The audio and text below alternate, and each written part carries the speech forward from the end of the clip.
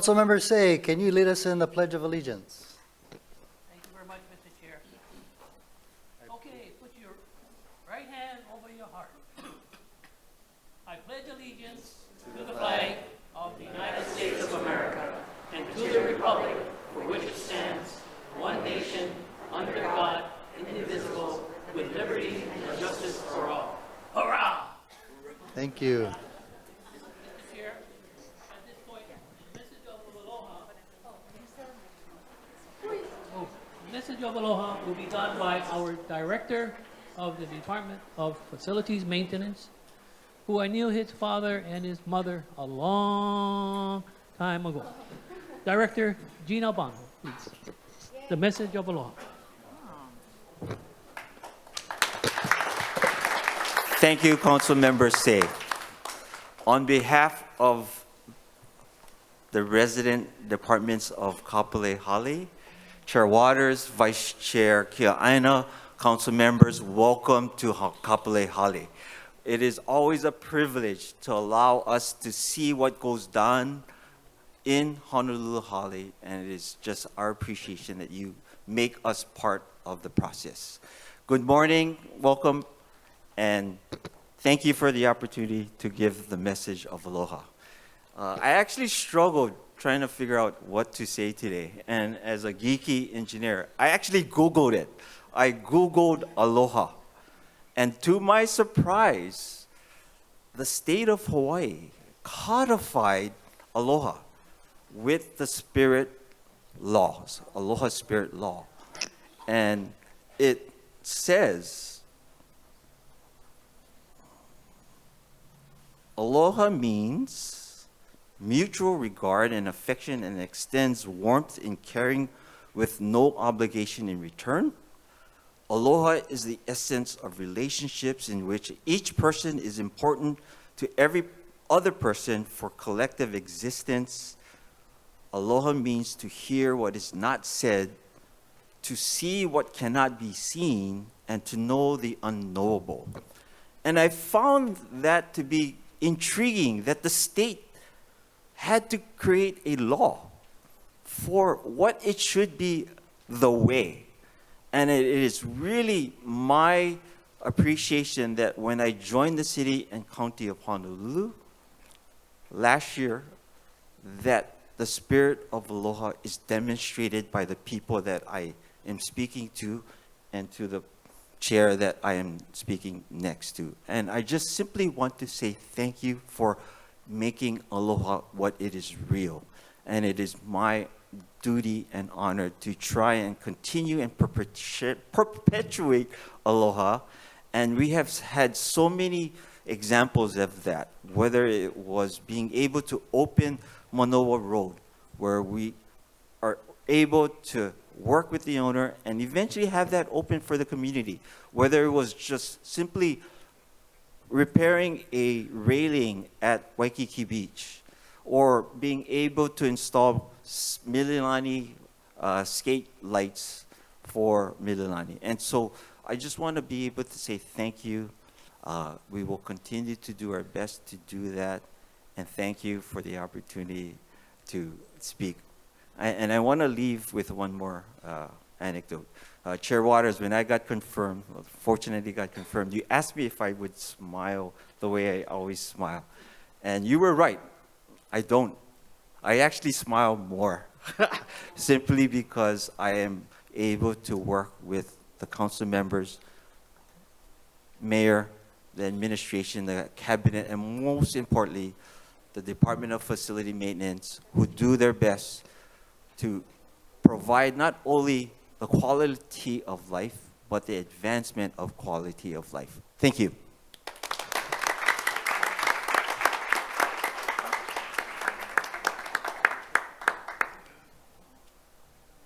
Well, thank you, Director Albano, and aloha to you and your department for such a good job that they do for all of us. I have a few announcements to make before we start.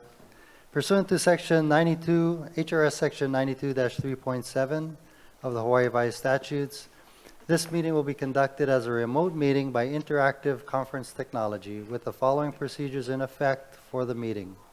Members of the public will be allowed to provide oral testimony on all items on the agenda, either in person in the council chamber or remotely.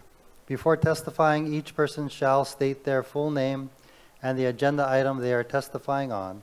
Each speaker may not have anyone else read the statement and is limited to a 3-minute presentation on public hearing and new business, and a 1-minute presentation on all other items. For registered in-person testifiers, when your name is called, please proceed to the podium and begin by stating your name and the item you will be speaking on. When I call for anyone who has not registered to speak in person, please line up to the right of the podium, and when it is your turn, proceed to the podium. Begin by stating your name and the item you'll be speaking on. For persons who have registered to testify remotely by video conference or phone, when your name is called, please monitor your screen and activate your audio feed when prompted. When I call for anyone else standing by remotely, please utilize the Zoom raise hand button to indicate your desire to speak. For those joining us by telephone only, please press *9 to indicate your desire to speak. The following are some friendly reminders and tips. Video conference from a quiet location if possible. If you are also watching the proceeding on Olelo, please mute your television while you are called to testify. When the timer on your screen reaches 0, please conclude your remarks promptly. For those who are joining by telephone only, I will identify you by the last 3 digits of your phone number. When your number is called, press *6 to unmute yourself when prompted. HRS Section 92-3.7 requires all votes at remote meetings to be conducted by roll call unless unanimous. Therefore, I will first call for objections, and if there are any, I will call for a roll call vote. For those council members participating outside of the council chamber in accordance with HRS Section 92-3.7, the meeting will automatically recess if we lose audio-visual contact with you and cannot reconvene until we reestablish contact. Therefore, please announce beforehand if you will be voluntarily signing out of the meeting. Written testimonies, including the testifier's address, email address, and phone number, will be available to the public as described on the posted agenda. As a courtesy, please turn off all cell phones for the duration of the meeting. And members, I have an announcement that we're moving out of order. Resolution 24-213, requesting the city administration to provide and manage recycling receptacles in city parks and recreational facilities on page 22, currently found on the bottom of page 22. I'd like to move it to the middle of page 6. So we'll hear resolution 24-213 right after resolution confirming the appointment of Christina O'Hira to the Zoning Board of Appeals, resolution 24-237. Any objections to that, members? Seeing none, thank you.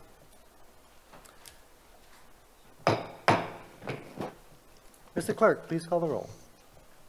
Councilmember Cordero? Here. Councilmember Dos Santos Tam? Here. Councilmember Kia Aina? Here. Councilmember Okimoto joining us remotely? Present. Councilmember Say? Present. Councilmember Talba? Here. Councilmember Tupola? Eo. Councilmember Wire? Here. Chair Waters? Here. Mr. Chair, 9 members are present.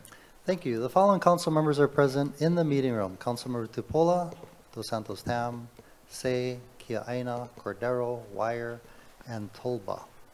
The following council member is participating remotely by video conference. Councilmember Okimoto. Councilmember Okimoto, in accordance with HRS Section 92-3.7, please identify each person who is with you at your location. Chair, no one is with me Thank in you. my location. Thank Thank you. you. Also present in the meeting room are legislative branch staff, members of the city administration, media representatives, and a special duty police officer.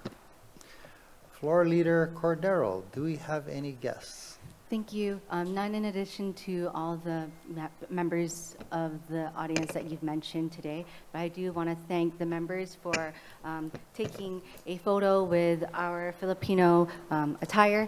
Quickly, October, although we recognize many things, in October, one of the recognition is also Filipino American History Month, when Filipinos were first recorded landing in Morro Bay, which is now San Diego, and made settlement in New Orleans, Louisiana, back in October 1587. Thank you. Thank you. Vice Chair Kia Aina, motion to approve the minutes. I move that the minutes of the 25th session be approved. Second. It's been moved and seconded. Mr. Clerk, do we have any testifiers? Mr. Chair, we have none. Thank you. Members, we're in discussion. Seeing none, any objections or reservations? Noting no objections or reservations, the minutes have been approved. Moving to the top of page 4, order of the day. From the Committee on Executive Matters and Legal Affairs, Councilmember Dos Santos Tam. Thank you, Chair. I move that Committee Report 276 and Resolution 24-171 be adopted. Second. It's been moved and seconded. Councilmember Dos Santos Tam for the explanation. This confirms the appointment of Jeff Portnoy to serve on the Civil Service Commission of the City and County of Honolulu. Thank you so much. Is Mr. Portnoy? Aloha. Nice to see you. Would you like to say a few words? I just want to thank the mayor and the council and the chair for this appointment. I look forward to working on the commission, and thank you for the opportunity. Thank you. Members, any questions for Mr. Portnoy? Seeing none, thank you. Mr. Clerk, do we have any other testifiers? Mr. Chair, we have none. Thank you. Members, we're in discussion. Seeing none, any objections or reservations? Noting no objections or reservations, CR 276 and Resolution 24-171 has been adopted. Congratulations, Mr. Portnoy, and thank you for your service. Members, moving to the bottom of page 4, Councilmember Dos Santos Tam. Chair, I move that Committee Report 277 and Resolution 24-212 be adopted. Second. It's been moved and seconded. Councilmember Dos Santos Tam for the explanation. This confirms the appointment of Hazel Beck to serve on the Civil Service Commission of the City and County of Honolulu. Thank you so much. Is Ms. Beck here? Aloha, welcome. Would you like to say a few words? Yes, aloha, everyone. Thank you to the chair. Thank you to the council. Thank you to the mayor. And I'm honored to accept the position on the Civil Service Commission, and I'm particularly honored to have my daughter, Kimberly Henshaw, and my granddaughter, Amber Henshaw, and my friend, Val Kubota, here to witness. Thank you. Thank you. Members, any questions for the nominee? Seeing none, thank you. Mr. Clerk, do we have any testifiers? Mr. Chair, we have none. Thank you. Members, we're in discussion.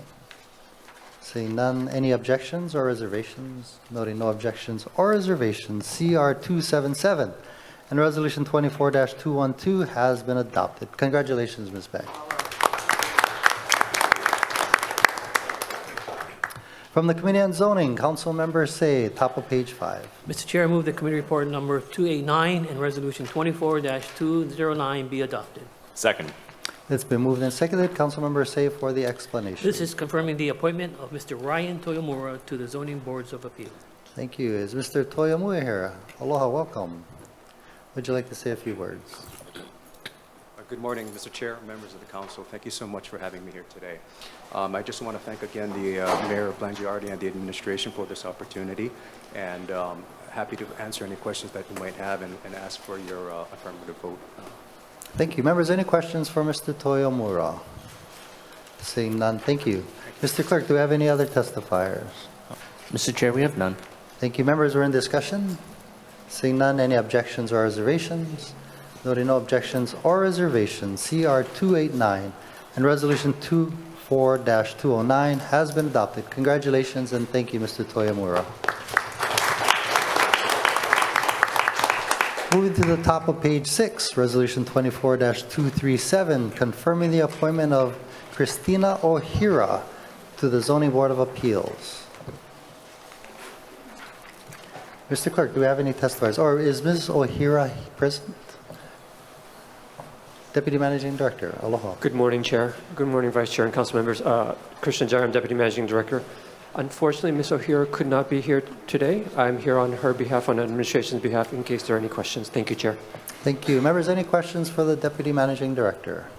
Seeing none, thank you. Mr. Clerk, do we have any other testifiers? Mr. Chair, we have none. Thank you. Members, we're in discussion. Chair? Councilmember Kia Aina. Chair, I actually should have made a comment about Mr. Toyomura as well, but let me just say for this appointment, Ms. O'Hara, I wanted to commend the administration. Land use is very complicated, and for the Zoning Board of Appeals, it is nice to see two candidates with excellent credentials on both land use and real property. It's very challenging as it is for a lot of the projects that come before us, and this board is critically important, and it's good to see well-qualified people being nominated for these positions. So kudos to the administration, and I fully support both of these individuals. Thank you. Thank you. Any further discussion, members? Seeing none, Resolution 24-237 has been referred to the Committee on Zoning. Now, members, I'd like to turn to page 22, the bottom of page 22, from the Committee on Housing, Sustainability, and Health. Councilmember Wire. I move that Committee Report 305 and Resolution 24-213 be adopted. Second. It's been moved and seconded. Councilmember Wire for the explanation. Requesting the City Administration to provide and manage recycling receptacles in city parks and recreational facilities. Thank you very much. Mr. Clerk, do we have any testifiers? Yes, Mr. Chair. I believe we have one person here with us, Asa Shimizu. Thank you. Mr. Shimizu, aloha, welcome. Aloha. Aloha, Chair Waters, Vice Chair Kia Aina, and members of the Honolulu City Council. My name is Asa Shimizu, and I thank you for the opportunity to testify in support of Resolution 24-213. I have grown up at Honolulu's parks and gyms. I feel like I spent more time playing baseball at Corp and Hawaii Kai's Job Corps and playing basketball at Kilauea Gym than I've spent at home. It has always bothered me to walk past trash cans filled with post-game Gatorade bottles, water bottles, and aluminum cans. So when I was lucky enough to be appointed to the Honolulu Youth Commission, the first thing I looked into was our city's recycling policy. To my surprise, although the city has a robust recycling policy for its offices, there was no such counterpart for the Department of Parks and Recreations. That was the seed for Youth Commission Resolution 24-007, urging the director to provide recycling receptacles at all city parks and beaches, also arranging for the collection of those recyclable materials. I'm so grateful to Chair Waters and for introducing our commission's resolution. Additionally, I was able to meet with Dominique Enriquez, owner of RRR Recycling, which handles the large majority of our island's recycled waste. When asked about the resolution, he believed that there should be no issues in managing the increased input of recyclables. Finally, in our alignment with our Aloha Plus Challenge goals to reduce our waste stream by 70%, I respectfully urge you to pass this resolution modeling our sustainability principles and to encourage recycling and reusing, especially in our second homes, our neighborhood parks and beaches. If the testimony submitted is any indication, this resolution would be a clear declaration of our community's values.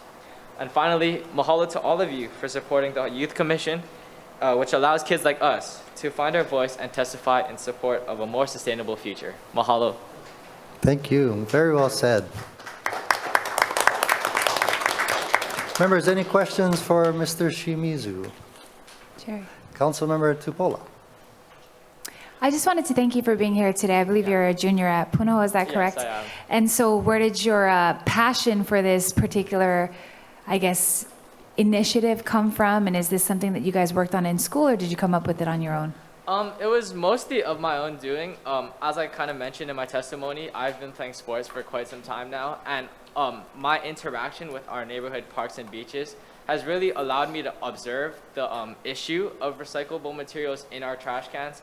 And I just believe that as I've always kind of had a passion for the sustainability area as a whole, and I felt like that was a very pressing issue that hasn't really been addressed yet. And I was hoping that with the appointment to the Honolulu Youth Commission, that was like one of the first things I tried to do with my appointment, is to try to make a change in that area, because I believe that recycling those materials that should be recycled and will be, if given the opportunity, would be very important both to our communities as a whole and the island that is so valuable to all of us because of its natural beauty, which I hope to preserve with this resolution. Yeah, I just wanted to thank you, even just how you just explained it right now. I mean, for being a junior in high school and being able to speak in front of all of us and on TV, you know, congratulations on how far you've come, and I hope that you stick with that, maybe even work for the city in the future after you finish college. Yeah. So thank you so much. Thank you, Chair. Thank you so much. Thank you. Any follow-up questions, members? Seeing none, thank you again. Thank you. Mr. Clerk, do we have any other testifiers? Mr. Chair, that concludes the registered testifiers. We have 2 persons with their hand raised joining us remotely. Okay, please proceed. Aloha, Angela Melody Young, testifying on behalf of CARES.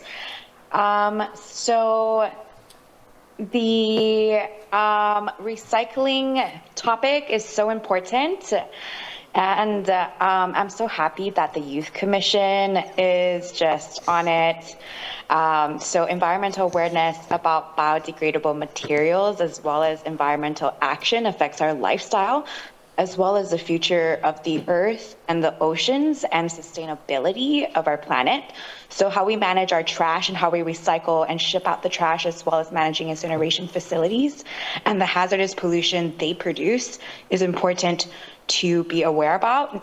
Just as important as how it's a responsibility of Department of Health and the city offices to manage the hazardous pollution, it is also a responsibility of the parents, leaders, and teachers, as well as the Youth Commission, the children, to raise awareness about recycling. Thank you. Thank you. Mr. Clerk, our next testifier, is that Mr. Don Chair. Sakamoto? Yes, Mr. Sakamoto. Hello, Mr. Sakamoto. Please proceed. Good morning, Chair Waters and other members of City Council. Donald Sakamoto, as a blind individual, I just wanted to know if these recyclable bins or wherever we have to put at the parks and other places will have braille so we know what to put in the containers. That's what most blind people would like to know, if they can have braille, some kind of indication what the containers are so we can do it independently. Thank you. Okay, thank you. We can look into that. Appreciate that. Members, any questions for Mr. Sakamoto? Seeing none. Members are in discussion. Mr. Chair, we have one more in-person. One more in person? Okay. Aloha, Natalie Iwasa. Welcome. Please proceed. Thank you, Chair, Council members. Natalie Iwasa for the record. I just wanted to state, you know, I think this is great, but I wanted to bring to your attention, and maybe you've noticed that some of the trash cans around town are put on carelessly. They don't have lids, and when the wind blows, all the trash goes out. So that doesn't help our environment either. So just wanted to mention that. I don't know if the city can look at, you know, covered receptacles. I think that would help a lot. Thank you. Appreciate that very much. Thank you. Do we have any other testifiers? Mr. Chair, that concludes the testifiers. Thank you. Members, we're in discussion. Councilmember Wire. Thank you, Chair. I don't see anyone from Parks, but it could be the column is in the way. Somebody from Parks? Anybody from Parks here? Oh, perfect. Aloha. And I just wanted to ask a question after Mr. Sakamoto's question, just in terms of your thoughts on the Braille being on receptacles or how that typically works. Yeah, no, so Dorian Manamitsu, Executive Assistant. I heard the testifier's comment regarding Braille, so we'll look into it as we're still kind of coming up with some kind of program and probably do a test pilot somewhere in several parks. Okay, mahalo. Thank you. You're welcome. Just that, Chair. Thank you. Thank you. Any further discussion? Councilmember Cordero. Thank you. Yes, I have a question for DPR. My question is in relation to the receptacles. Do we already have, I know that we try to make it uniform at all the parks. Do we have uniform receptacles for recycling already that is just easy to, I guess, launch and put it at as many beach parks and parks as possible? No, we don't actually have recycling in parks right now. So we actually are trying to pilot this program somewhere where we can kind of see what kind of bins we should be putting in, where it should be, you know, how we're going to do the recycling program itself. Okay. So we are working with Department of Environmental Services. Okay, thank you. I don't know if the resolution has any reporting for that, but I guess verbally and on record now, would you be able to report back to the introducer and the rest of the council on your determination and maybe a presentation in the Committee on Parks? Yes, definitely. I mean, it is going to take us a few months though, because we will have to purchase a different type of bin. You know, we don't want to get the same one as the current trash receptacles, because then of course it's going to cause some kind of confusion. So we're still trying to work through some of the challenges this brings, but we do love the idea of recycling and saving our environment. Okay, thank you. We would love to see that maybe April or May. Thank you. Barring budget, sure. Thank you. Any further questions for Department of Parks and Recreation? Seeing none, thank you. Any further discussion, members? Seeing none, any objections or reservations? Noting no objections or reservations, CR 305 and Resolution 24-213 has been adopted. Congratulations and thank you. Members, turning back to page 6, Resolution 24-244, authorizing the use of overt video monitoring in the City and County of Honolulu to prevent and deter general criminal activity and achieve the legitimate law enforcement objective and legitimate purpose of ensuring a safe and secure 2024 Honolulu Marathon. Mr. Clerk, do we have any testifiers?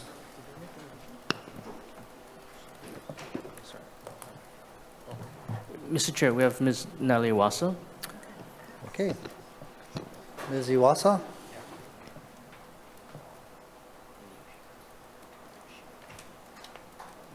Three calls for Ms. Iwasa? Okay, we can come back to that. Any other testifiers, Mr. Clerk? Mr. Chair, we have one person joining us remotely with their hand raised. Okay, please proceed. I'm Robert Gould. I just wanted to say I think this is a great idea. Thank you. I see Ms. Iwasa came back into the room. We're on Resolution 24-244 for the Honolulu Marathon overt monitoring. Thank you. Natalie Wassa, for the record. I did submit testimony in opposition. I've testified against this resolution, the overt monitoring, every year since it's been in place, which was when the marathon, Boston Marathon, was bombed. You know, I realize that that's a futile opposition at this point. However, I do request that the cameras be taken down. When it says immediately in the bill, I give them like maybe a week. It shouldn't be after New Year's, you know, and they shouldn't be aimed at people's driveways. I saw that one year. It's just, let's be a little more reasonable about the time length that you guys are, or the government is monitoring us. Thank you. Thank you. Any questions for Ms. Iwasa? Seeing none, any further? Yes, Mr. Chair, we have Donald Sakamoto with his hands raised. Okay, please proceed. Council Chair and members, Donald Sakamoto, just a resident. I have mixed feelings too, so I agree with Nancy Iwasa with her comments about taking a timely basis on the cameras, but I just want to express my concerns also. Thank you. Thank you. Members, we're in discussion. Seeing none, Resolution 24-244 has been referred to the Committee on Public Safety. Members, turning to page 7, first reading items. Councilmember Kia Aina.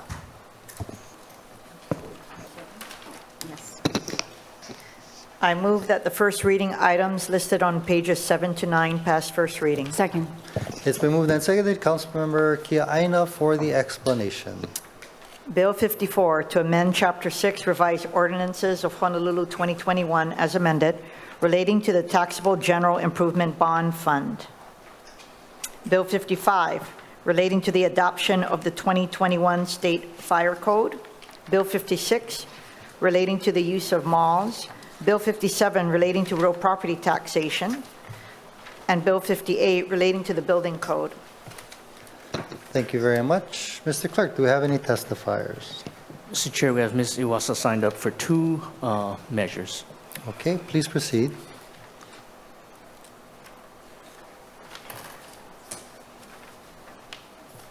Thank you, Chair. Council members, Natalie Wassa for the record. On Bill 57, the sprinkler credit, I just have some comments.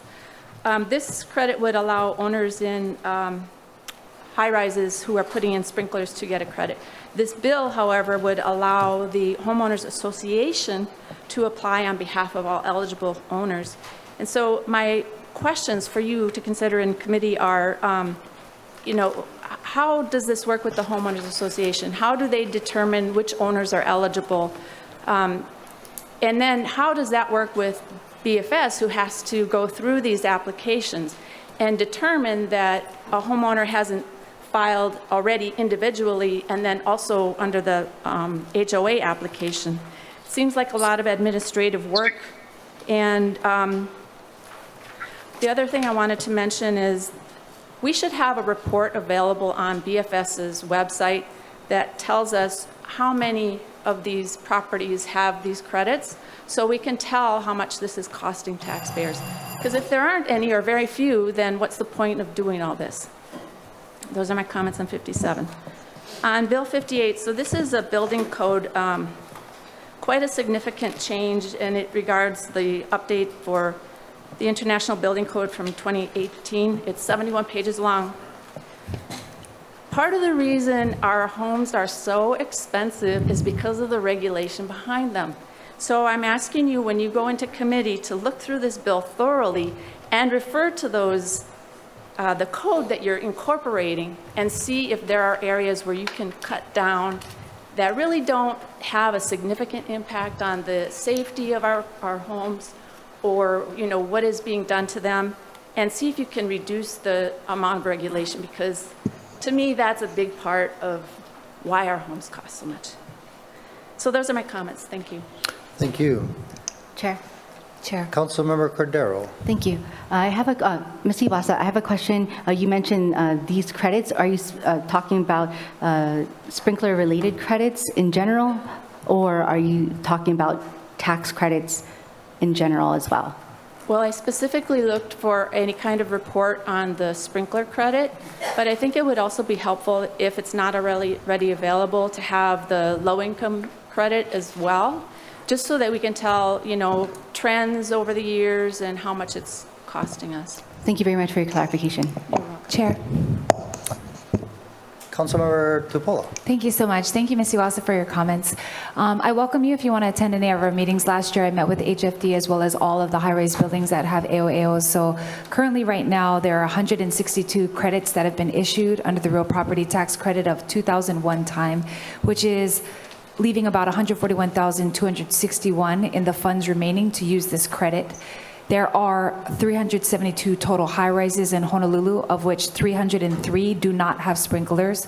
294 have completed a life safety evaluation, of which only 22 had an acceptable score. And there is only, since the ordinance passed, which was in 2022 for the retrofit, only one building, which was Marco Polo. So I welcome you to attend, because what I'm suggesting here in this bill is, frankly, each of the buildings don't necessarily have a individual unit doing the sprinkler upgrades.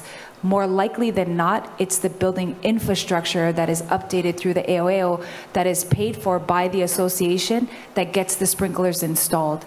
And therefore, for that reason, after meeting with all of the associated buildings that are affected by this law, it would be more advantageous to allow them to do it in this way, to incentivize them to complete and comply with the law. But I will send you the report that we have, and then we actually have a slide PowerPoint that we did with all of the buildings with all the history on all of this, and I can catch you up. Thank you, Chair. Thank you. Thank you. Do we have any other testifiers, Mr. Clerk? Mr. Chair, that concludes the testifiers. Thank you. Members, we're in discussion on all matters. Councilmember Tupola. Thank you so much, Chair. I pretty much said the comments about the sprinkler bill, but I did want to say that this came from a working group that we had with many of the buildings who want to comply with the city ordinance requiring them to sprinkler the buildings for certain years and, of course, for safety. So I'm looking forward to having more conversation in committee about this and making it more financially feasible, because we want people to comply, but it is very expensive. The Marco Polo building that had the fire, they spent $6 million to do their sprinklers in their building. Granted, all the buildings in Honolulu are different sizes. Nonetheless, the cost is a lot, and it wouldn't be fronted by the AOA, that would just be split amongst all the owners, and we do not want to increase the cost of living for our local residents. So I think this is a positive way forward. Thank you. Thank you. Any further discussion, members, on any of the matters before us on page 7 through 9? Seeing none, any objections or reservations on any of the matters?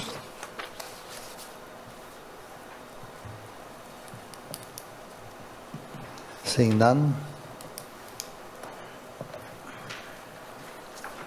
Noting no objections or reservations, first reading items on page 7 to 9 passed first reading. Thank you, members. Turning to page 10. Page 10. From the Committee on Transportation, Councilmember Dos Santos Tam. Thank you, Chair. I move the Committee Report 284 be adopted and Bill 44 CD1 as amended pass second reading. Second. It's been moved and seconded. Councilmember Dos Santos Tam for the explanation. This relates to traffic safety by promoting public safety on roadways in the city and county of Honolulu by establishing more appropriate speed limits on certain streets. Thank you. Mr. Clerk, do we have any testifiers? Yes, we have one in person and one person standing by remotely. Okay. I believe in person we have Natalie Iwasa.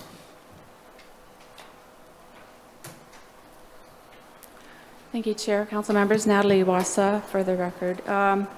Some comments in a requested amendment. On page 1, section 15-17.1, it allows DTS to install speed humps and raised crosswalks after following a couple of set criteria which are listed in the bill. And I'm asking that you amend this to consider other roadway users, namely bicyclists and moped riders, because the state has installed a lot of speed humps, and I've come across a couple that are actually very dangerous for bicyclists. So I think that's a particularly important consideration to have. Under section 15-19.39, it makes it illegal for a motorized vehicle driver to drive while there's a digital screen showing entertainment or business applications if the screen is in front of the vehicle or in view of the vehicle. I totally appreciate this, but and there are some exceptions. You can have maps and GPS and that kind of thing. One of the exceptions is climate. I got testifying. Please proceed. One of the, sorry, I lost my train of thoughts. One of the exceptions is climate control. If you have a screen for climate control, that's okay. But my question is, should we also have in there radio controls? Because, you're dealing with a lot of different technology here.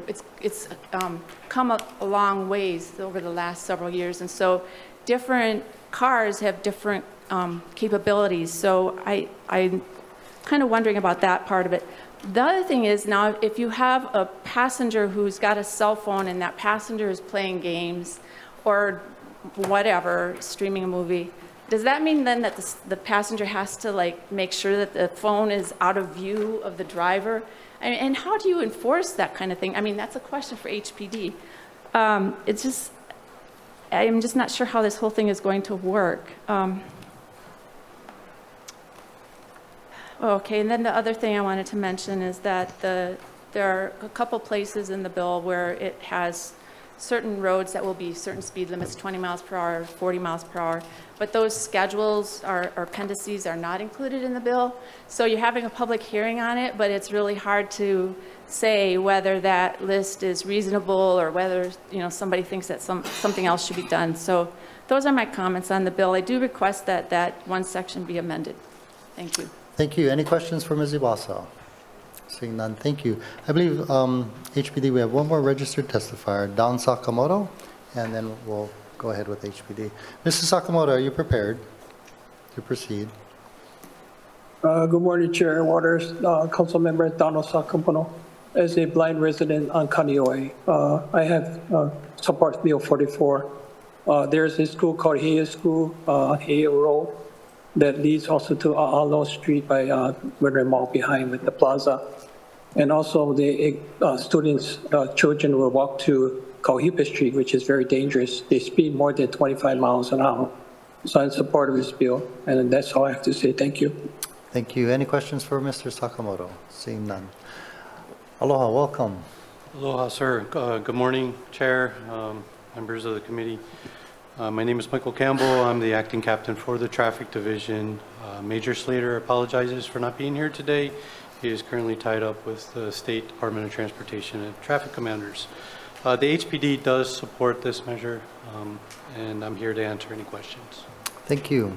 Members, any questions for HPD? Seeing none, thank you for being here. Mr. Clerk, do we have any? Oh, I see someone with their hands up. Bob. Can you identify your full name and please proceed? Robert Gould, and I have some reservations about changing speed limits because it has a tendency to make people scofflaws if the speed limits are not reasonable. That's my only comment. Thank you so much. Mr. Clerk, do we have any other testifiers? Mr. Chair, that concludes the testifiers. Thank you. Members, we're in discussion. Councilmember Kia Aina. Thank you, Chair. I just wanted to thank Councilmember Dos Santos Tam for his leadership on this, as well as HPD, the city's Department of Transportation Services, many neighborhood boards who have expressed an interest in this matter, the Hawaii Bicycling League, as well as concerned parents and kupuna, who continue to be concerned about speeding in general, but in particular speeding near schools. And the most vulnerable people of our population, which is our keiki as well as kupuna, are at risk. And this measure to decrease it just by 5 miles will help to decrease pedestrian fatalities by more than 50%. So I want to again thank DTS and our Complete Streets team for looking at a comprehensive approach to this issue. Thank you. Thank you. Any further discussion, members? Seeing none, roll call, Mr. Clerk. Councilmember Cordero? Aye. Councilmember Dos Santos Tam? Aye. Councilmember Kia Aina? Aye. Councilmember Okimoto by video conference? Reservations. Councilmember Say? Aye. Councilmember Talba? Aye. Councilmember Tupola? Aye. Councilmember Wire? Aye. Chair Waters? Aye. Mr. Chair, there are 9 ayes. Thank you. CR 284 has been adopted and Bill 44, CD1 has passed second reading. Councilmember Dos Santos Tam. Chair, I move that Committee Report 285 be adopted and Bill 50 pass second reading. Second. It's been moved and seconded. Councilmember Dos Santos Tam for the explanation. This relates to parades, street festivals, and other activities. Thank you very much. Do we have a member of the Department of Transportation, Deputy Director Nouchi? Aloha, thank you for being here. Please proceed. Aloha, good morning, Chair, Vice Chair, and members of Council. Department of Transportation Services is very pleased to support this bill for an ordinance.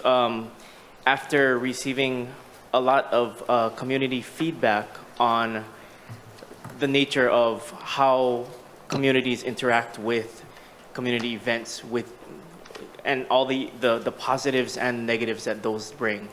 So we're here to answer any questions that the council might have at this moment, but definitely support this. Thank you. Members, any questions for Deputy Director? I have one. So this bill 50, it only deals with Waikiki, correct? It does have other pieces to it, but the majority of the information does it does affect Waikiki. And I think one of the goals of this bill is to limit the amount of street festivals. I think that's one of the recurring themes we hear from the public, that I think people understand the value of parades and athletic events, which tend to start at a certain place and are mobile. So the effects move with the parade or the road race and things like that. But I think there is an issue with street festivals in that they set up early in the day and conclude very late in the day and cause kind of widespread disruption in the Waikiki district. And to that end, I think we've been hearing over a bunch of years that perhaps the frequency of such events is a little too much for the community to bear. And I think what we have in mind is that, yes, Waikiki is a visitor community, but there are so many residents and so many jobs that also are affected by the presence of frequent street festivals. So one of the goals of this bill was to reduce the frequency of events that do set up and do take a long time to resolve in the Waikiki district. Thank you so much. And when you mentioned that it goes from late afternoon till late in the day, it actually goes sometimes to midnight or past midnight. Is that correct? Correct. Okay. And one of the other goals is to actually encourage the street festivals to go outside of Waikiki, perhaps to downtown or Kailua or Mililani or other places, rather than focus strictly on Waikiki. Yeah, I want to be very clear that DTS, we definitely see the value and we see the happiness on communities' faces when we do have some of these street events in other places. More recently, we've seen the presence of street festivals and parades right here in Kapolei. So the fact that I'm really pleased to be here in Kapolei in the west side, in the district of Councilmember Tupola and Talba and Wire, as we see these communities develop and they're developing their own traditions and spaces where they can get out and have street festivals in their own communities. So we've also seen the growth of events in Kaka'ako and other communities. Chinatown, definitely, we want to see, events that are well managed, safe, and have great value for the community in communities island-wide. And two more questions. So First Amendment activities are not affected by this bill, correct? No, First Amendment activities are not affected, but it does reinforce the timeline to which a First Amendment activity must be applied for in advance of the planned activity. Okay. And legacy events, events that have been ongoing over the years, they're not affected as well, correct? No, legacy events are preserved currently at 15. Thank you. Thank you. Thank you very much. Any follow-up questions, members? Councilmember Wire. Thank you, Chair. And appreciate the recognition, Deputy Director. I think this is what the 78th Wahiawa Veterans Day Parade, I think, this year. And definitely, of course, we have all the amazing parades, all the homecoming parades, all the Christmas parades from Wahiawa to North Shore, all the way around to Kotlau. I was just curious, because you had said this only applies to Waikiki, so I was just curious what section or which ordinance would regulate those parades? I'm sorry, can you repeat the question? Yeah, I was just hoping to get clarity because I appreciate the clarification because I didn't realize it only applied to Waikiki. And so I just wanted to better understand, like, for example, when we're putting the conditions on the permit in section D. Okay. Yeah, can you walk us through that just so we can have a better understanding? Sure. Are you talking about section B that pertains to the Waikiki Special District? So that's what I'm asking you, I guess. Because, you have section A, which has the definitions. You have section B. After the definitions, it has the permit. You have section C, which is the application process, section delta D. So I'm just trying to figure that out because I was misreading the bill. I think I was seeing this as outlining the permit process for parades.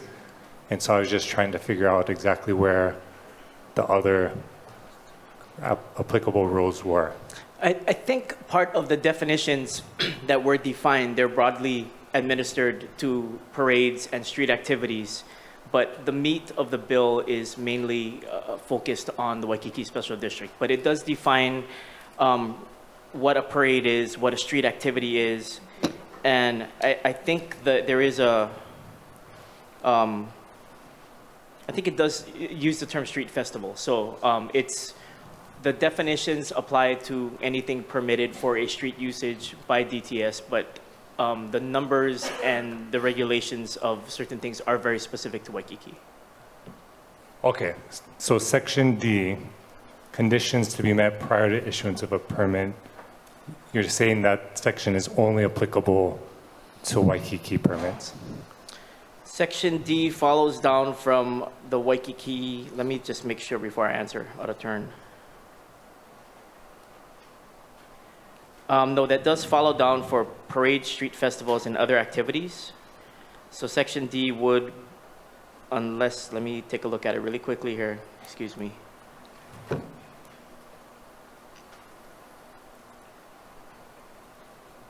Section D would appear to have broad applicability, but I could also double check with CORE on that. Okay, I'm just making sure, because I was confused. I had thought that the goal was going to be to further amend this, but the language in there does appear to apply more broadly than just to Waikiki. Yes, okay. Yeah, so we believe that section D is broad to any permitted activity on the street, but we can follow up with you on that. Well, I think the preference would maybe, and I'll defer to the introducer in the committees, but I would welcome input from DTS on potential language. Okay. Yeah. Yeah. And I just say that because the use of roads is very broad, right? And all the parades we mentioned before, and so would welcome that. But of course, I'll defer to committee chair when it gets there. But just wanted to clarify, given the discussion and what was being said earlier. Okay, understood. Okay, appreciate that. Yeah. Thanks, Chair. you. Thank you. And part of the difficulty with this particular ordinance was that over the years, it's been added on and added on and added on. And what me and my staff are actually doing now is trying to rewrite the whole thing so that's more understandable. The bill is actually very, very difficult to absorb, actually. So I didn't want to do it today and have a floor draft, but the intent is to introduce a CD1 before the next transportation hearing. We have it drafted. I just want to work out a couple more kinks before I actually file it. Yeah, but very good questions. Thank you. Any follow-up questions, members? Seeing none, thank you, sir. Let's go to the public testimony. I have 7 registered testifiers, starting with Trevor Arbarzua from the Waikiki Business Improvement District. Yes, thank you, Chair and members of the council. My name is Trevor Arbarzua, the President Executive Director of the Waikiki Business Improvement District. We are just providing comments, and I want to refer to my written testimony, but I know it was brought up last time about the potential for the Waikiki BID to receive a portion of the revenue from these street festivals to help manage whether it's the trash pickup or the power washing or the safety and security ambassadors that we provide to help supplement the area. And I believe within our special district and with our ordinance and agreement with the city and county and the already statutes that we have in agreement to receive funding from the city and county, I think we're sort of allowed to receive those revenue. I know it was brought up in the transportation committee that it was questioned that we might not be, but I believe with our current ordinance that would be acceptable. And it would be helpful as well, just because of the amount of volume that we see and the amount of overtime ambassadors that we have to bring on to help supplement the area with services. So if Council Chair is going to maybe look back at the ordinance, we're happy to help and see how that could be put in there, because it is a benefit for the community, a benefit for Waikiki, and especially the special district. So I'm happy to answer any questions, but thank you for the time. Thank you. Members, any questions for the testifier? Seeing none, thank you, sir. Next, we have Helene Schenkes. Mr. Chair, the testifier is not logged on. Okay. Oh, she's in person, I'm sorry. Oh, wonderful. Aloha, thank you for being here.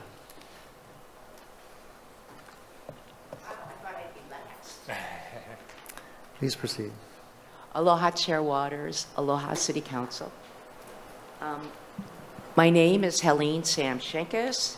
I'm representing the Royal Hawaiian Center in Waikiki. We are a shopping, dining, entertainment complex. We're 3 blocks along Kalakaua Avenue, and we've been open since 1980. We strongly support creating a second category for street festivals and limiting their number. Since we are located on Kalakaua, the monthly street festivals have created major, and I mean major, business interference for our resident employees and customers, as well as visitors, stuck in gridlock between as early as noon and as late as midnight. And again, I gave this example before and I'll give it again. May 11th, there was a Leahi festival sponsored by The Ultimate Grinds. It created havoc for our restaurant customers that had made Mother's Day dinner reservations at our restaurants. Mother's Day weekend is the largest restaurant day of the year in volume. Anecdotally, it's the worst day of the year for McDonald's. Most moms aren't going to go to McDonald's for Mother's Day. So anyway, back to my testimony. Because of the disruption of that festival, we literally, just at Royal Hawaiian Center, had major cancellations of reservations because people could not get into Waikiki for their Mother's Day dinners. And it was major traffic congestion. And if you think of the restaurants in Waikiki, there were hundreds and hundreds and hundreds of Mother's Day dinners that never happened because people could not get into Waikiki. So closing Kalakaua, it impacts our residents who work in Waikiki. It impacts residents that come into Waikiki to enjoy Waikiki. I know that over the years, a lot of people have thought, well, you know, the parking is kind of expensive. And for Royal Hawaiian Center, we have a really good parking validation program. And per month, we validate over 17,000 parking tickets in a month. That's an average. So to me, I just want to stress that it would really be very, very helpful for our business and for our customers. And I got to stop talking. I heard the buzzer. Thank you very much. Members, any questions for Ms. Shankus? Mahalo. Thank you. Next, we have Sarah Worth. Mr. Chair, the testifier is not logged on. Okay. Next, we have Gregory Misakian. Mr. Chair, the testifier is also not logged on. Okay. Is Ross Isokane available? Chair, I'm here. Welcome. Please proceed. Thank you very much. Hello, Council. My name is Ross Isokane, resident of downtown Chinatown. I do oppose Bill 50 as my personal reading agrees with Deputy Director Nucci's understanding that there are broad proposed rules of this bill, such as Section D that Councilmember Wire was referencing, that would be imposed island-wide, including for events in my neighborhood. I think Director Morton explicitly confirmed this during the Transportation Committee meeting, that these rules were intended to be imposed across the island. You know, I heard Chair Waters explain that the bill will largely be rewritten, but since I'm online, I'll explain why I oppose the current draft bill. So for downtown Chinatown, these community events really do provide a key public benefit, really important to downtown Chinatown's revitalization efforts. And we've had some really popular ones, safe ones, celebrating holidays like St. Patrick's Day, Cinco de Mayo, Halloween. These attract tens of thousands of people, which our struggling small business community direly needs. But again, as I understand it, this current draft bill, they have island-wide rules and restrictions, and it will discourage the activity in downtown Chinatown. This is according to our experienced event organizers. So I guess my question is, you know, especially as you're redrafting the bill, have there been any steps to reach out to the event organizers or the small businesses outside of Waikiki? Because the ones I talked to, they're really paying attention to this right now because they realize how important these events are to us. Thank you. Thank you. Members, any questions for the testifier? Seeing none, thank you, and happy to work with you, Mr. Isokane. Next, we have Rick Agid. Aloha, welcome. Hello, Chair and members of the council. My name is Rick Egan, and I'm the president of the Waikiki Improvement Association, here speaking on their behalf. I don't want to repeat everything Sam said, but that is the sentiment not just of her organization, but many of the businesses in Waikiki. So we'd like to see this bill passed. The primary piece of this bill that we're concerned about is the one that creates a separate category for street festivals, and has been mentioned several times, that blocks out such a large chunk of time from noon to midnight that is very disruptive to all of the transportation in Waikiki, and the limit of the number of those bills. So that is the primary concern. And if I could just make a comment on the issue that of the trash.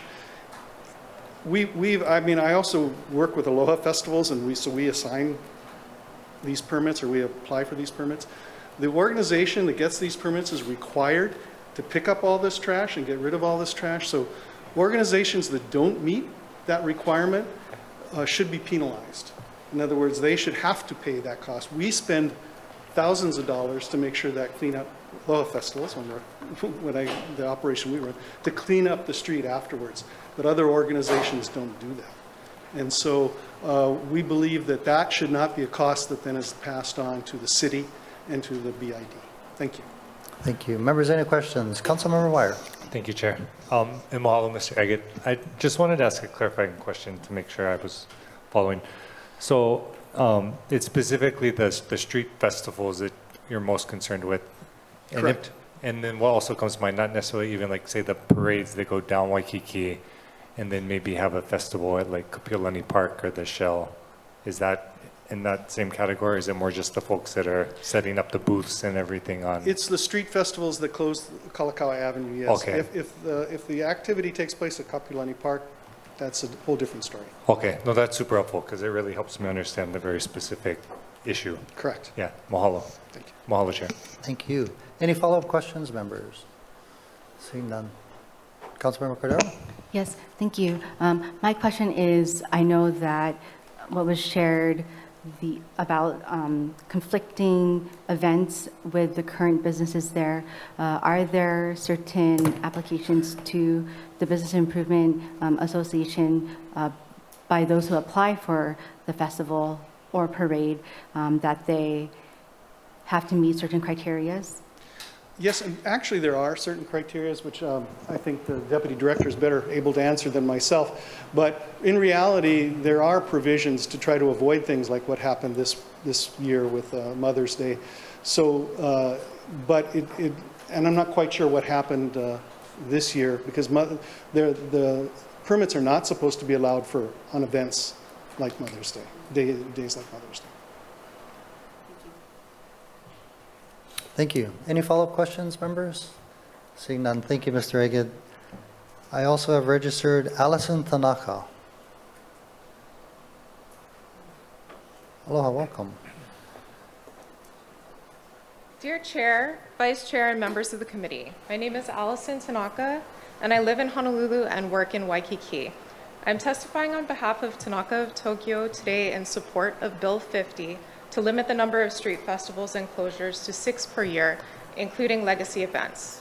The excessive number of street festivals and closures present a major burden to local businesses, residents, and visitors alike.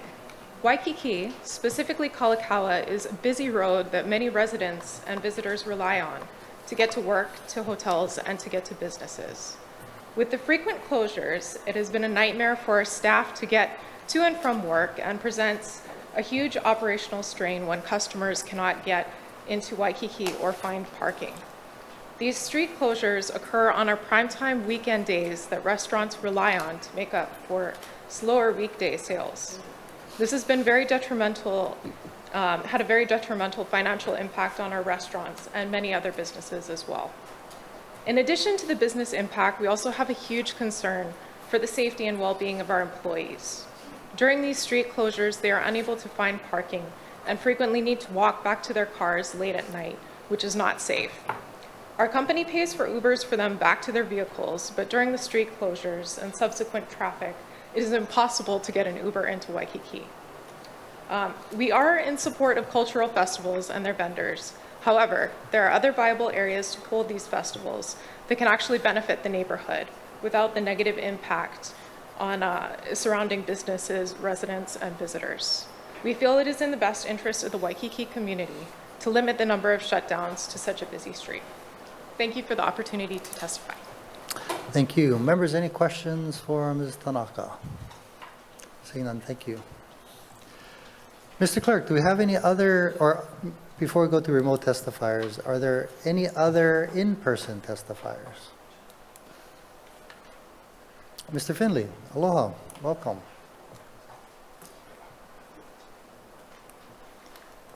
Please proceed. Aloha, Chair Waters and members of the Commission. I'm Robert Finley. I'm testifying as an individual.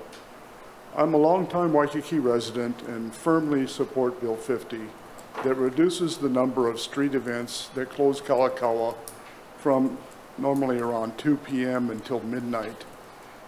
Each time these events happen, vehicle and pedestrian traffic is heavily impacted.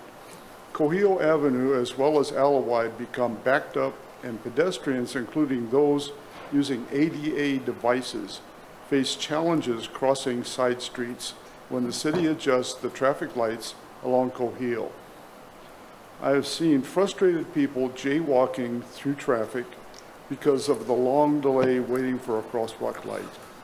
As a resident, I utilize many of our local businesses, and some of the industry workers who commute from other locations have told me that on street event nights, they reschedule their schedules so they don't have to work. So they don't have to experience the traffic and lack of parking on those nights. I understand the need for the legacy events and parades not in Bill 50 that contribute to the economy and provide entertainment for our residents and visitors. But the current number of streets events is overwhelming to the residents and I assume the visitor industry. Mahalo for your consideration. Thank you, Mr. Finley. Members, any questions? Thank you. For the testifiers, seeing none, thank you. Is there anybody else from the audience who'd like to testify on this matter? Sir, aloha, welcome. Aloha, Chair Waters and council members. My name is Victor Lim and I represent the Hawaii Restaurant Association. The number one issue that our membership brought up in Waikiki really is the street festivals where they really blocked up, as you can hear from all the testifiers, where the brick and mortar rent paying tenants that rely upon customers to come in couldn't come in because the businesses are totally blocked. And really, so, minimizing the number of street festivals that block up the whole Kalakaua will really help our local small businesses that are closing left and right all over the place. So thank you very much. Thank you. Members, any questions for Mr. Lim? Seeing none. Thank you, sir. Thank you. Anybody else from the audience who'd like to testify? Seeing none. Mr. Clerk, let's go to remote testifiers. I see a number of hands up. Yes, we have Donald Sakamoto, followed by Wallen Christian.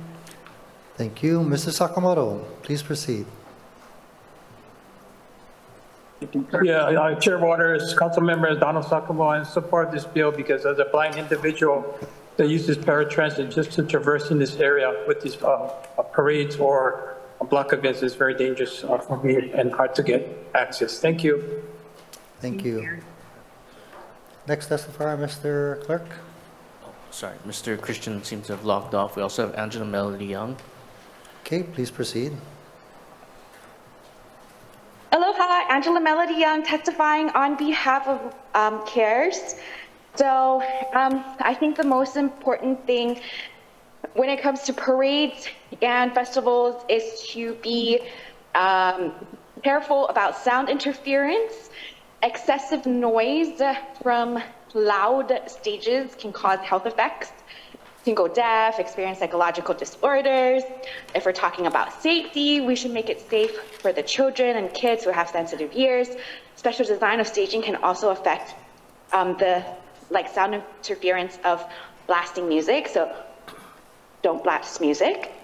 So noise interference is an occupational health hazard regulated by OSHA, the Occupational Safety and Health Administration Office of the United States Federal Office of the Department of Labor.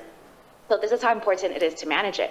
And from the data of OSHA, exposure to high levels of noise can cause hearing loss, at that neither surgery nor a hearing aid can help correct this kind of hearing loss. And also, loud noise can cause temporary effects in hearing, and also repeated loud noises can cause permanent damage in the hearing loss.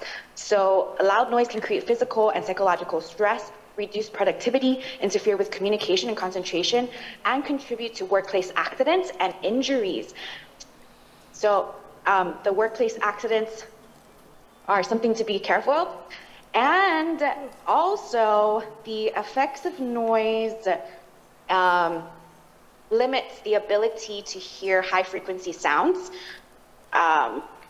If the noise is at a very excessive level, it interferes with the person's ability to understand speech and seriously impairs the ability to communicate.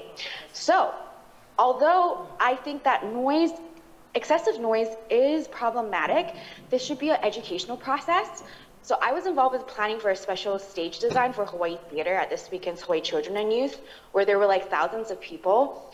So cultural events are so important for community to celebrate and to get away from the stress of work.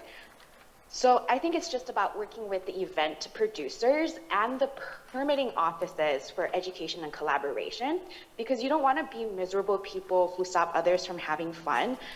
And so the quality of the event is up to the producers who are responsible for trash, noise, pollution, and overcrowding.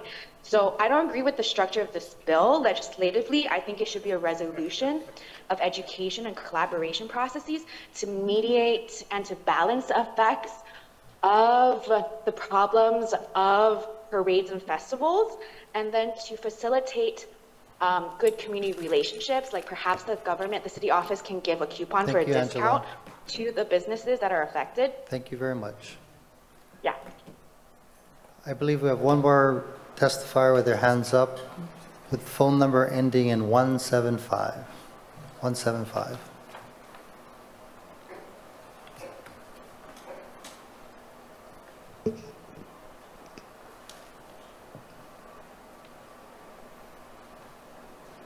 Mr. Clerk, is the person with their hands up available? I believe the caller's not responding. Oh, there it is. Yes, good morning. Good morning. Please proceed. We can hear you. Yes, good morning. My name is Tim Gary. I strongly support Bill 50.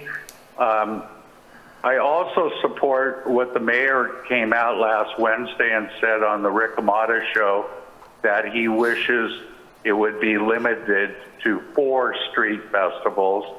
And also I have a concern regarding the parades, that the vendors should supply traffic mitigation with officers at every intersection on the ALOHA and Kuhio to mitigate the traffic issues. Thanks for bringing this up, Chair. Thank you, Mr. Gary. Any questions for the testifier? Seeing none. Members, we're in discussion. Councilmember Dos Santos Town. Chair, I appreciate your comments earlier about how complicated this issue is. And as you alluded to, it's complicated because over the years, as more of these events proliferated in Waikiki, we added on more and more regulation. But I think we're at the point where it's time to revisit this and make sure that a couple of key concepts are followed. And it sounds like from the testimony, all of these points are more or less in agreement. It's just how we go about doing it. It's what is a reasonable use of Waikiki? Obviously, a street closure every single week, every single weekend is way too many. And we hear that loud and clear from community members. We want to make sure that the provisions relating to parades are applicable and appropriate for other parts of the island as well. And that means, revisiting things like how it's drafted right now, directing the net profits generated by an activity to the Waikiki Business Improvement District, which was a drafting error, but it is what the bill says right now. We also want to make sure these events are truly in the public interest and they're not, here solely to enrich the organizers of the event, because our public streets are for the public and they are for the public to enjoy.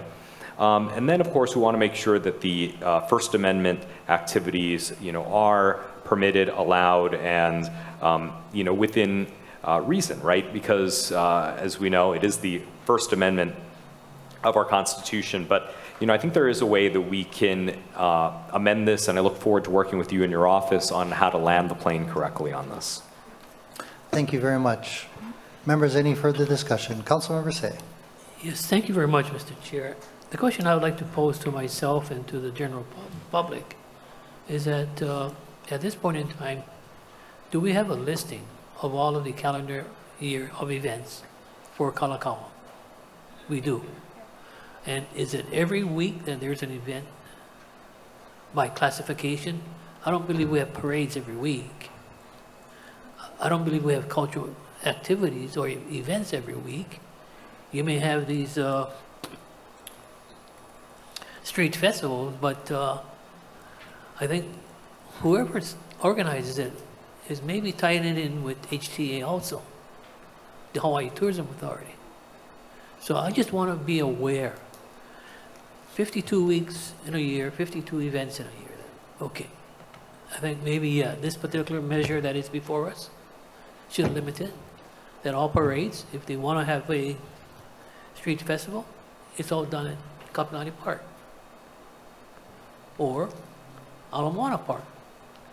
My point is that, it has become a nuisance for those particular businesses that are paying their lease rent, their property taxes, all of the other taxes that they have to pay, and they're losing their business.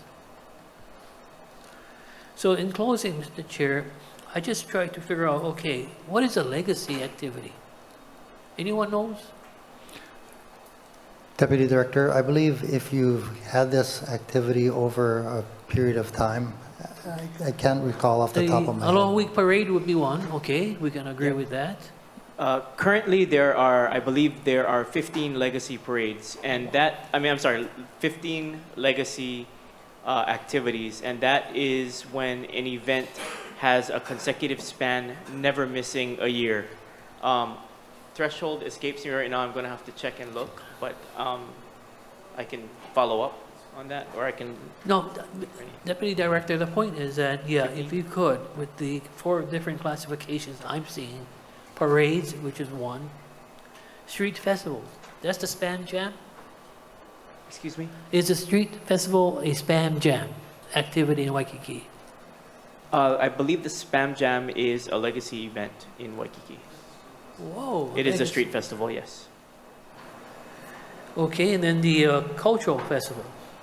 Is that the Kentetsu group from Japan that provides this parade for us, that markets Hawaii? And that's why I'm saying, is HTA doing their own thing and using Kalakaua Avenue and just go to the city, hey, we're doing it on behalf of tourism, we're marketing and promoting tourism. Can you support us in this particular festival or parade? So even if HTA was supporting an event, they would still need to come to us through the street usage permitting process for whatever they wanted to do, whether it would be a street festival or a parade or even a road race. Okay. And final question for me is that, do you want to set a ceiling or a amount or a number? You know what I'm getting at now? Once you hit that cap, that's it. Instead of 52 activities a year, I would say to you folks, let's go just 24. So 24 activities, which incorporates all parades, street festivals, cultural events, etc. In Waikiki, right? Waikiki. Thank you, Mr. Chair. Thank you. Any further discussion? Councilmember Wire. Yeah, just additional discussion. And I appreciate the conversation earlier and just acknowledging that there'll be some amendments and would be supportive of that. So just looking at how to further condense it and restrict it to Waikiki.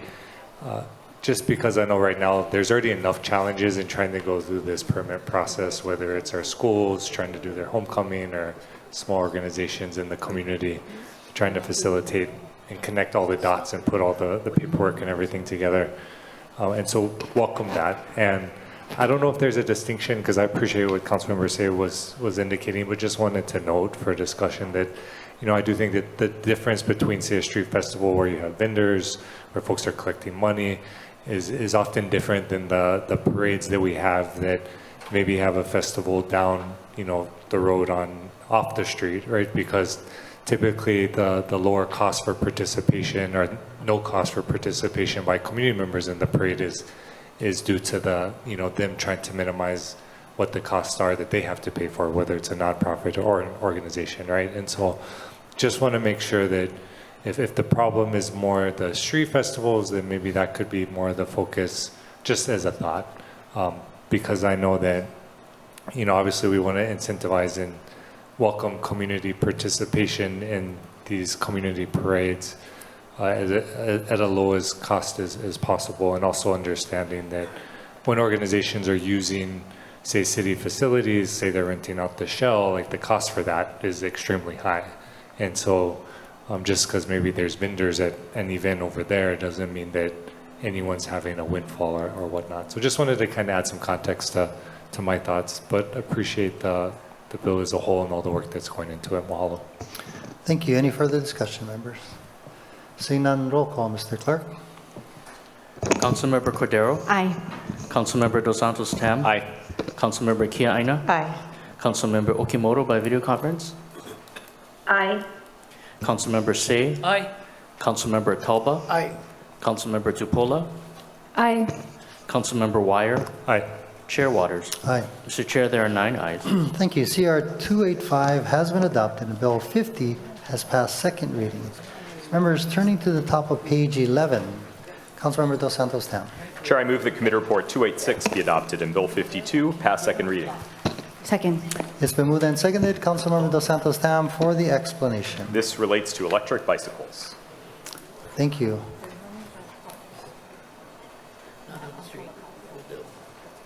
Mr. Clerk, do we have any registered testifiers?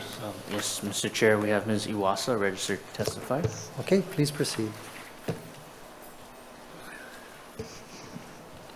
Thank you, Chair. Council members, Natalie Wassa for the record. I just have one comment. In section 15-24.16, it lists the restrictions for motorized vehicles. And this bill would disallow electric bicycles from riding on pedestrian over or underpasses. But we already have a law in revised ordinances, section 15-17.8, that disallows bicycles in general from riding on over and underpasses. So I'm wondering if this insertion here in the bill is actually necessary. So that's my only comment. Thank you. Thank you. Any questions for Ms. Iwasa? Seeing none. Next, we have HPD. Aloha, welcome again. Good morning, Chair and council members. HPD would like to ask you to defer this bill. We're currently working with the DTS and Director Morton. Last month we had our first meeting with the DOT, DTS, and we have a lot of work to do regarding laws for electric bicycles and motor vehicles, mobility devices. So if we could defer this, that would be great. And I'm open to any questions. Thank you. Any questions? Councilmember Wire, followed by Councilmember Tupola. And of course, I defer to Chair, but I was just curious in terms of the request, because once it gets out for second reading, it can go back to committee. So understanding the deferral request is to have further conversations. Correct. If it goes into committee, I'm assuming those conversations would happen with committee chair, or? That would be perfect, sir, yeah. Okay, Just like to give the working group a chance to put together some applicable laws and have a direction As we saw, there is a lot of concern through the communities. This is technology is moving very rapidly, and our laws need to catch up. Yeah, 100% agree with that. Huge concern across all of our district, and I'm sure everyone else's as well. Mahalo. Thank you. Thank you. Councilmember Tupolo. Thank you, Chair. Yeah, I would agree to the deferral happening in the committee so that we can kind of work in it or work on it in the committee. What is the length of time that DTS and HPD is asking for the edits? Is it months? Is it a year? You guys are going to finish it in a week? I mean, we had talked about this a few years ago, actually, and DTS said that they had already worked on draft rules. So how much time are you guys estimating? I wouldn't like to give a specific time frame. However, we had our first meeting, and we're scheduled to have a second meeting here in the near future. So maybe a year, if not less.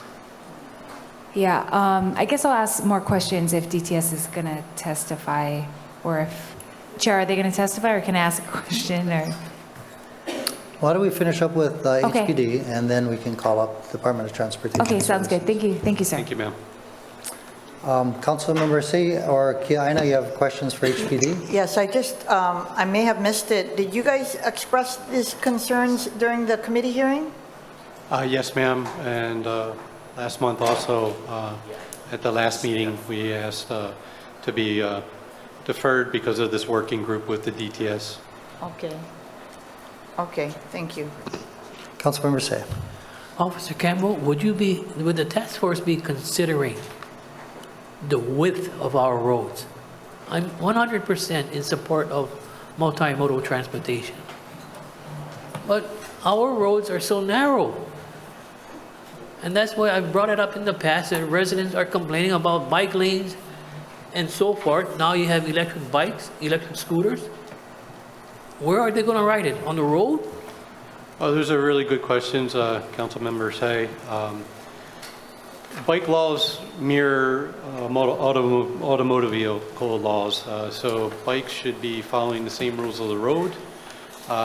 The hiccup comes with e-bikes and whatnot, sir, and just to make them more narrow in scope.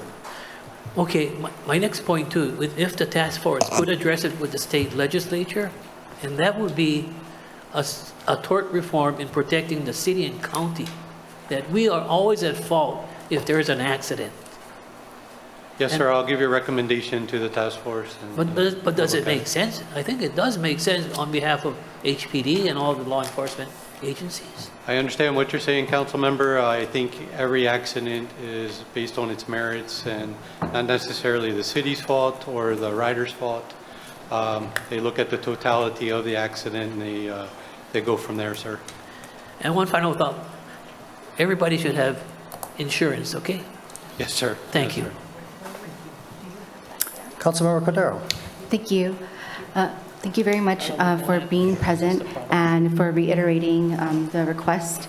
I do want to ask, I've been having a few mini meetings, not really big town halls about it, but different community associations and groups have been talking about and actually having Hawaii Bicycling League present to talk about how some e-bikes are actually not e-bikes that we see on the road. And so I know that the task force will be occurring. And so what could be also reflected in the bill is being able to distinguish not only for us residents, but especially for boots on the ground officers as well. Very good point, Council Member. As we know, there is a sharp difference between e-bicycles and then just basically electric dirt bikes on the roadway. And that's part of this this working group is to distinguish the laws between the two, what is permissible in our city and county roadways, what is safe for not only motorists but pedestrians and the city alike. Thank you. Thank you. Councilmember Dos Santos now. Thank you, Chair. This is not a question, but I just, when we're done with the testimony, I'd like to address the timeline of how the bill is going to move forward, just to make it clear to everyone in the public kind of how we'd like to proceed on getting this bill out. Thank you. After all the testifiers. Okay. Thank you very much. Any further questions of HPD? Thank you, Chair. Thank you. Council members. Deputy Director?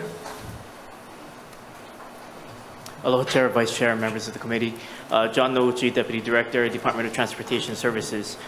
I do want to reiterate our support for this bill moving forward and to address some of the questions that we've had from the council to HPD.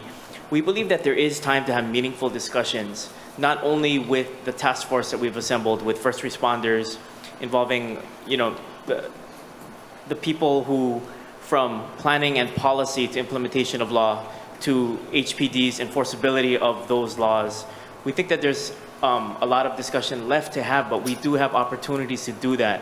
DTS intends with the task force to have 2 more meetings.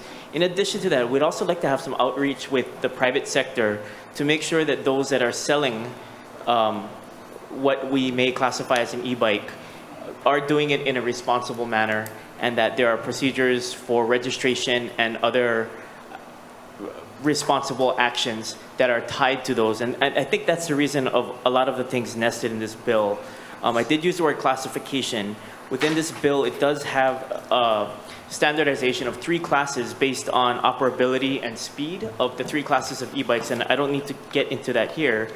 But to that end, we do believe that our public, everyone has heightened awareness of e-bikes, and we first and foremostly are looking towards safety.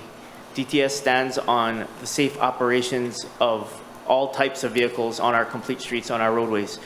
But secondly, we do realize that e-bikes are a great bridge to bicycling and multimodalism, and connect in a very good partnership with our other multimodal options, such as the bus and Skyline. So we think that this bill represents an opportunity to provide a sense of structure and enforceability.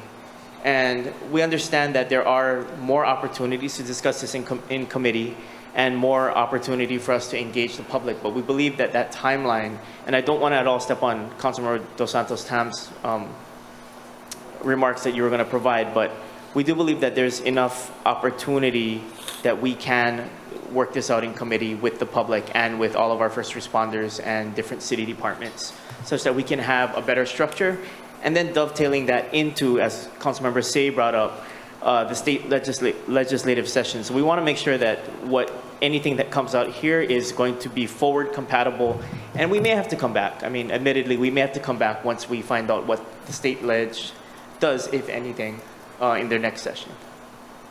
Thank you. Councilmember Say. Yeah, for Deputy Director Noguchi, thank you very much. I just state for the record that I do support multimodal transportation.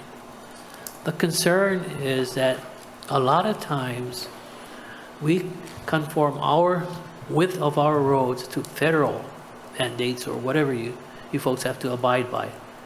I cannot see us accommodating more and more. That's what I'm saying. We got residents upset when we put in the bike lanes. You got residents upset that, this e-bike just whizzed by us. The key is, until we address the width of the road, I would say, because how are you going to accommodate 2 or 3 other, the bikes, you have your bike lane, you're going to get the e-scooter, you're going to get the e-bike, you're going to get 3 different classes, or will they go back on the sidewalk and then hit the pedestrians? I don't know, but yeah, if you're part of the task force, please look at it whereby the width of the road is large enough to accommodate 4 or 5 different types of multimodal transportation. Councilmembers, I really appreciate your support of multimodal activities, and I want to pledge to you that we are going to look at, when we talk about the width of the road, we actually are looking at it from property line to property line, which does include sidewalks if sidewalks are present. But we also want to look at whether it is safe or appropriate for one to operate something like an e-bike on a sidewalk. What would the conflicts that happen in that area with driveways and other things, and conflicts, we're very much heightened to conflicts with kupuna and other pedestrians and keiki on the sidewalk. So this is a time for us to kind of, in the task force, to kind of work out all of these issues that you brought up that are very important to the success of being able to have a multimodal city and have people be able to use, regular bikes or e-bikes, or this is more of, I think in this form of the bill, it's a little bit of housekeeping so that we can start to provide some structure to the specifics of what types of bikes or what types of vehicles and where they may or may not operate. So I really do appreciate those comments. Thank you. Councilmember Tupolo. Thank you, Chair. Thank you, Deputy, for being here. And, personally, I feel like my main concern is that people have died. December 2021, a pastor died from getting hit by an e-bike. 5 days ago, King Street, another 54-year-old man injured. So I'm personally concerned about a one-year timeline. And I'm not saying we rush it and do a junk job. I want it to be thorough. But at the same time, can there be a phase with a basic skeleton of ideas and rules that can help us to have a structure before the year is done where there might be more specificity? And I think delineating between the law and the advocacy has to be separate.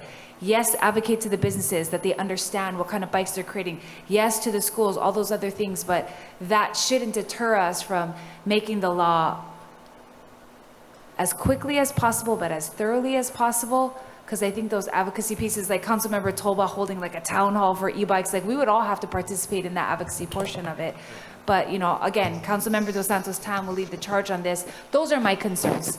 I do not want us analysis paralysis and just keep talking about this for years to come, because I feel like we already talked about this for a couple years. And I feel like we've seen too many accidents for us to say, hey, we might need another year. I definitely know you have a lot on your plate. I appreciate it if you're heading it up, but is there a way for us to maybe not have you head it up so that other people can help? Or if it's the best thing for you to head it up, how do we free up that time? So those are just thoughts going through my head. I appreciate you very, very much. So thank you. No, and I appreciate those comments. And I just want to be clear that we didn't set a year-long timeline for this. We actually hope to have the following 2 meetings and some of the outreach with the people that sell these devices in much sooner than that, so that we can follow this and track this bill through the process to committee and on to its final reading, so that we have a structure in place. So I just want to be clear. We 100% support action now, and we believe that it is necessary given the diversity of things that we've seen out there, and the lack of clarity that exists when people picture e-bikes. I think, we've been out with Councilmember Talbot in the community, and there is both a lot of education that needs to happen, but there's also a lot of understanding that needs to happen. And I think those can all be bolstered by a strong set of rules and classifications and operations. So I really do appreciate the urgency that you express here, because we believe the same. Working with our first responders in the task force, we had, and the other city departments that are on that task force too, we had a very good alignment.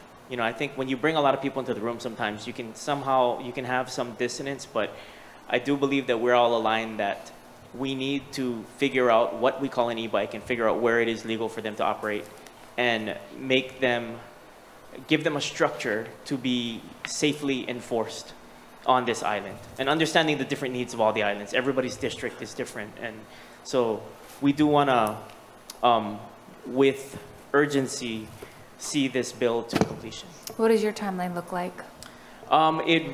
We have committee. I'd actually just like to see this through the necessary steps so that we can make I think of what we're doing here for this ordinance. It is going to predate. We'd like to have this done before the end of the year. There, I like that. Yeah. Yeah, let's hear that. But understanding that if the ledge takes a different tack, we have to come back. So we want to kind of, I guess we could say, we want to kind of make the bed. Right. And prepare. I'm just saying, I don't think we need to pause and not take action because they might this and he might that. I like the word you said, which is we're in favor of action now. So that gave me comfort. we're not at all in favor of a pause. We want to move forward towards the city and county being able to take a first step that perhaps the ledge can build on, or that we can work with. Sure. I mean, maybe they follow our lead. Hey. Yeah. Thank you so much. Thank you, Chair. Thank you. Any follow-up questions? Councilmember Wire. Thank you, Chair. And mahalo, Deputy Director, for the work you're doing. And I'm just curious also in the interim, if it would be DTS or HPD, or I guess the question is whether DTS has funding to do more like public service type announcements or ad campaigns, because I know the challenges, particularly like the officers face in terms of sometimes they get pushback from parents if they try to have conversations with kids. You know, obviously it's a danger if they're gonna chase down like an e-bike, right? But like digital campaigns are so much cheaper than like TV and have like a much broader reach. Like I know there's been discussions in schools, there's been presentations, handouts, community policing team. I'm sure DTS folks have engaged as well. But I was just curious if like digital ads were ever looked at or considered, because I think just with the technology in terms of how we can, you know, target and geofence and do all that high-tech stuff, I feel like we could get the message out quicker so parents are actually getting it. Absolutely. The good thing about the task force is we do have a member from state DOT on the task force too, so we can align if we do any public service or media buys or even social media, direct social media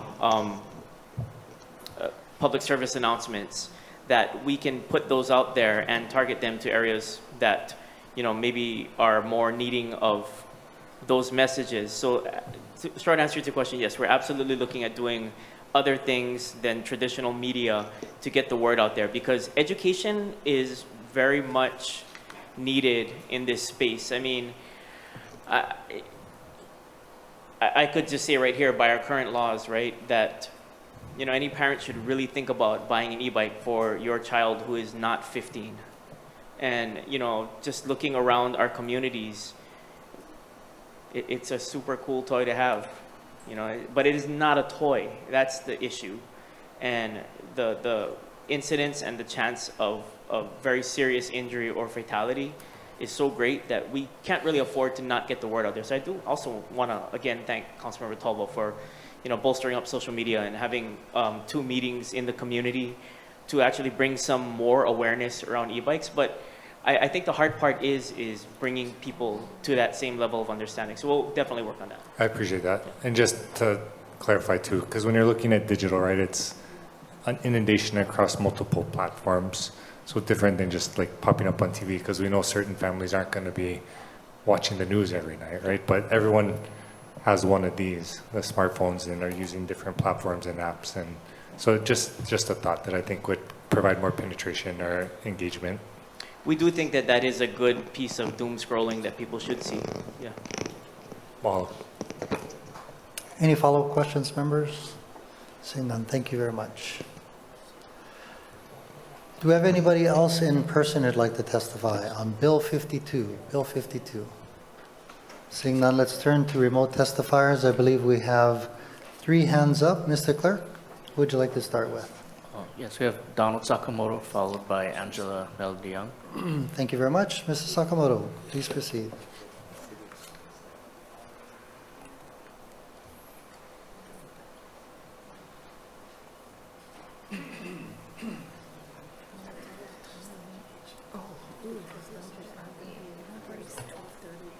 Mr. Sakamoto, can you hear me?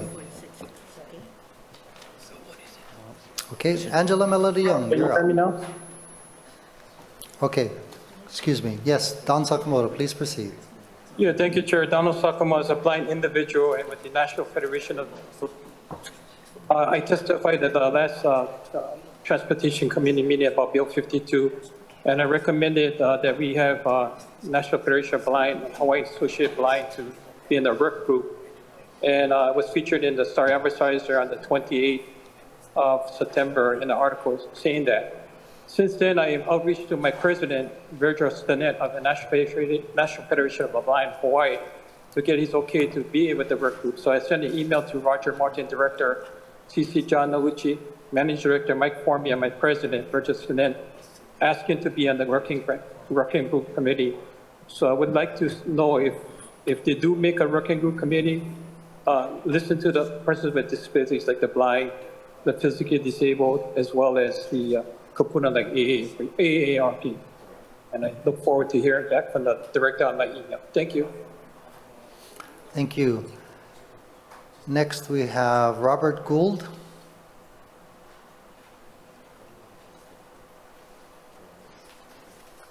Mr. Gould? Yeah, I wouldn't take the unmute. Says that's not allowing me there. Am I there? We can hear you. Please proceed. Okay, fine. I'm ignorant of this, and I must say, but I would like to think that perhaps a simple solution or an approach to take would be to consider e-bikes the same as you consider mopeds. And at least they're quiet and don't stink. Thank you. Thank you. Next, we have Angela Melody Young.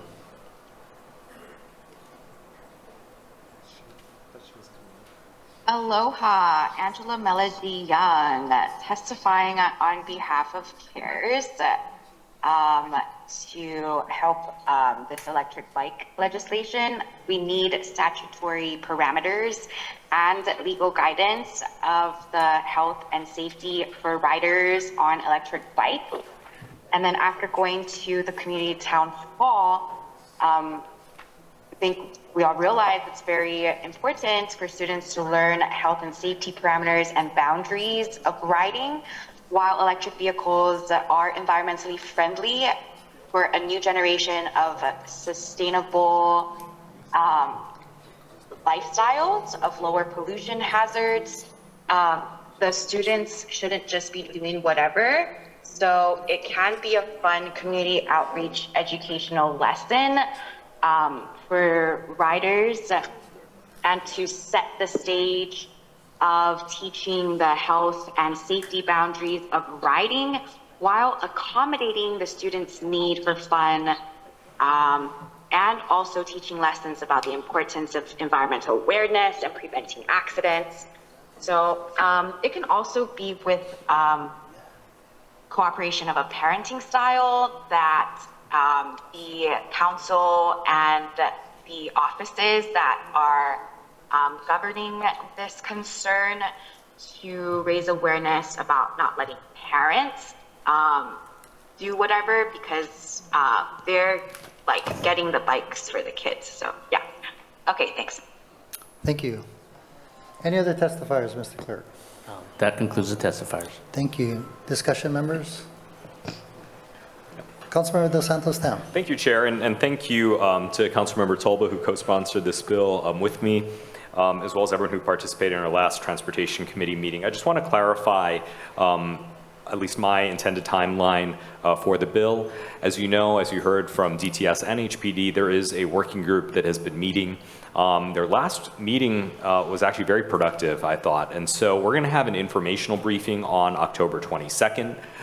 From the working group, an update on what they've discussed and kind of their recommendations. On November 19th, we'd like to take the recommendations that come from that working group as well as from the public and other members and incorporate it into a final draft of the bill that we can consider again November 19th. And hopefully that gets us to a final product that we can pass out ideally by the end of the year. I bet a lot of kids are going to be getting e-bikes for Christmas. We want to make sure that we have some rules in place sooner rather than later.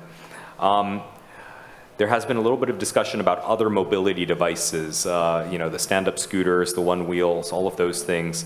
As you may notice, those are not in this e-bike bill, but at some point we'll have to take those up perhaps early next year. I want to thank Councilmember Okimoto for her introduction of Resolution 24-199, which we passed, which calls upon the legislature to work on this issue. We are going to have to work in conjunction with them, but I think it's important that we set some boundaries, some expectations around this bill sooner rather than later. This will help HPD with enforcement, and more importantly, I think it creates community expectations about who can ride an e-bike. If you're 12 years old, you should not be driving down the middle of King Street without a helmet when you can't even get a driver's permit to do the same thing in a car or in a moped. And so in passing laws, whether it's about where you can ride a bike, how old you have to be, if you have to wear a helmet, I think it helps to set expectations so parents, families, and others can have these conversations with the kids. It is, not only is it the parents want you to ride safely and with a helmet, but it is the law, and I think it helps to have that conversation when it's backed up with our ordinances. So again, info briefing October 22nd, amendments to be considered on November 19th, and hopefully we can get a product out by the end of the year. So thank you. Thank you. Any further discussion, members? Seeing none, roll call, Mr. Clerk. Chair, Oh, I'm sorry, Councilmember Sorry, Okamoto. Chair. Pardon me. Please proceed. Thank you. I just want to mahalo again the introducers of this measure, as it does, correspond or it works well with the resolution that we passed as a body ourselves. I also want to thank and welcome. I know the administration has spoken today, and they have an initiative to form a working group. I think that's important in order to discuss this matter further. In hearing the testimonies as well as everything in the community, we all know that this is important for us, as all of our communities have been impacted by situations or accidents or things in the district that have been e-bike related. So I think, this measure, as was mentioned, it corresponds with the resolution because it really does send a message. We need our state legislator counterparts to really seriously consider what they can do on their end to help us on our end as we work with the law enforcement side. And the reason for this, again, as mentioned, is because we want to make sure our Kiki are safe. As Councilmember Dos Santos Tam mentioned, making sure our roads are safe, but really educating the parents, as we've heard repeatedly today. So I just wanted to say this in support of all the measures, all the things that have been happening with the working group, with this measure, as we move forward, and especially working with our state counterparts to see what we can do on their end in order to help us on our end. Thank you, Chair. Okay, thank you. Roll call, Mr. Clerk. Councilmember Cordero? Aye. Councilmember Dos Santos Tam? Aye. Councilmember Kia Aina? Aye. Councilmember Okimoto by video conference? Aye. Councilmember Say? Aye. Councilmember Talba? Aye. Councilmember Tupola? Aye. Councilmember Wire? Aye. Chair Waters? Aye. Mr. Chair, there are 9 ayes. Thank you. CR 286 has been adopted and Bill 52 has passed second reading. Members, I'm proposing that we finish up second reading items on page 11, take a break, and then reconvene after lunch for third reading items with page 12. So is that acceptable? Chair, Yes. Councilmember Kia Aina. I actually recommend that we take a break now and come back after. The next bill is going to take at least an hour. Yeah. So that is my concern. And we don't have to take a full hour for lunch. We could do a 45-minute lunch. Members, any comment? I would agree. Okay. Seeing no other objection, let's take a break now. We're in recess until 12:45. 12:45.